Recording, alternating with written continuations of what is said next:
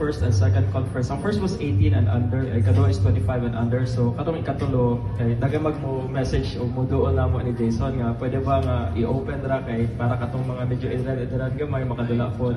So karon nga third conference it is open age, wala nang limit. So that's also one of the big difference. So para makita jud kung kinsa jud pinaka-best barangay. Kung wala may age bracket, so dili jud makita kung kinsa jud number 1 nga barangay diri sa tuwang syudad.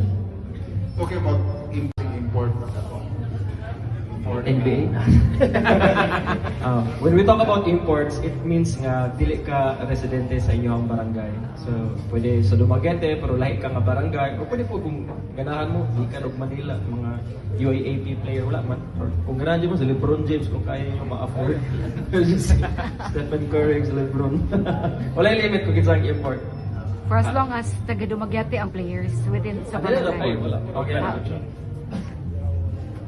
Yes, I think me and Jason Berg, we have built a community here. So when we do these games, dili lang man siya kuan. We are very invested much in this. Behind the scenes, di lang niyo makita no, but a lot of the teams, mga athletes, personally sa mga office, we coordinate with them, mga practices, jerseys, etc.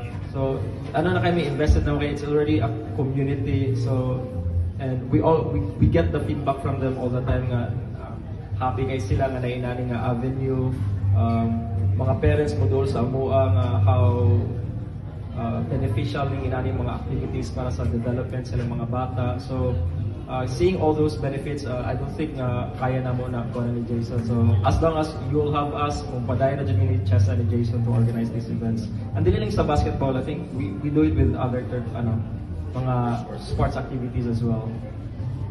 Sama sa itong chess na ako, kasi ako passionate ikong chess kasi I'm a player. So we do not want to develop kanang mga sports nga para ra kanang mga physikalay po, pati mga pang-mental. We also do that para makater ta ng mga enthusiasts kay daghan matag mga hilig diri ba sa Dumaguete City. So as much as possible, we want to cater to all sports enthusiasts. Pati funda naman, nag-funda ngayon si Jason. And I think na kay motocross, you wanna tell them about it?